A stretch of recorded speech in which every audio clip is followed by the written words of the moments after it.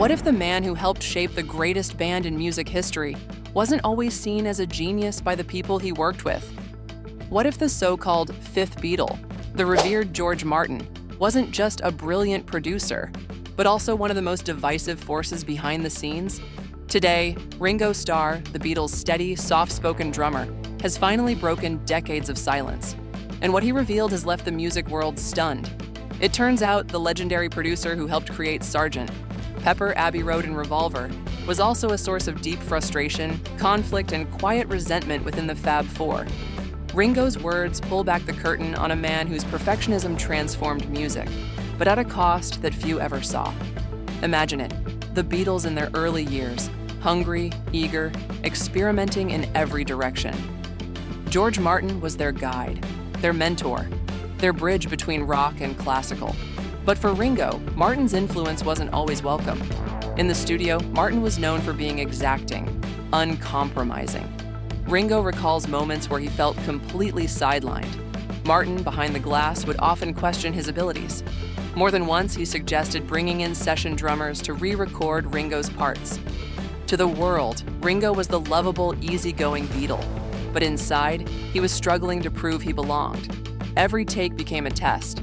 Ringo later admitted that Martin's quiet disapproval made him question himself, not just as a drummer, but as a vital piece of the band's sound.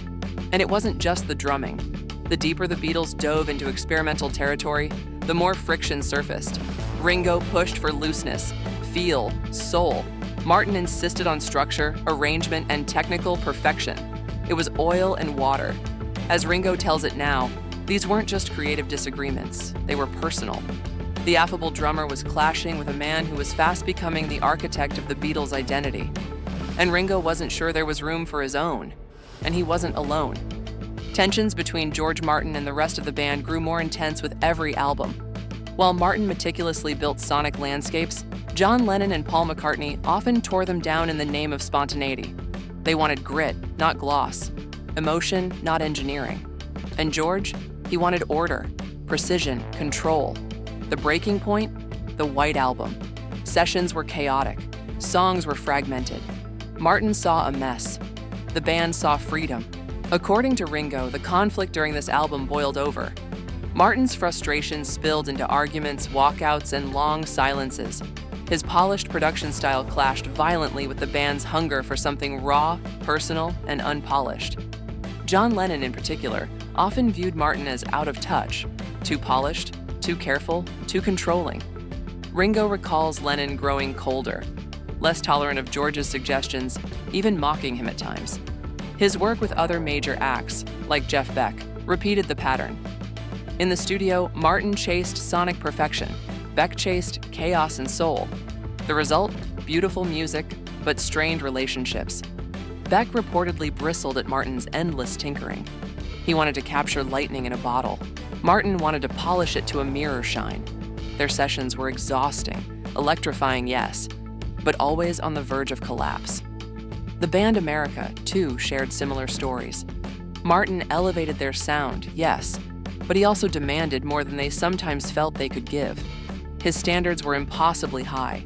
The pressure to meet them often left artists drained, not inspired, and still, the legend grew. To the public, George Martin was the elegant genius, the man who brought strings into rock, the man who made pop into art. But inside Abbey Road, not everyone saw a saint. Many saw a man whose pursuit of perfection could overshadow the soul of the music. Even within the industry, whispers followed him.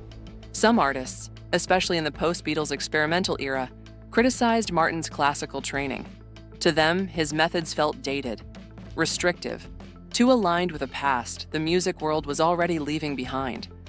George Martin wasn't just navigating a changing band. He was struggling to evolve in a changing world. Ringo Starr's words don't destroy Martin's legacy. They complicate it. They remind us that genius is rarely smooth. Martin wasn't simply a musical prophet. He was a man, brilliant, demanding, sometimes dismissive, sometimes wrong. A man whose quest for perfection came with a cost. The Beatles needed him, but they also struggled under his gaze. And now, as we listen to those timeless records, A Day in the Life, Something, Yesterday, we hear them differently. We hear not just brilliance, but the battle behind it. Martin's legacy remains, but so does the tension, because sometimes the price of genius is the very harmony it helps create.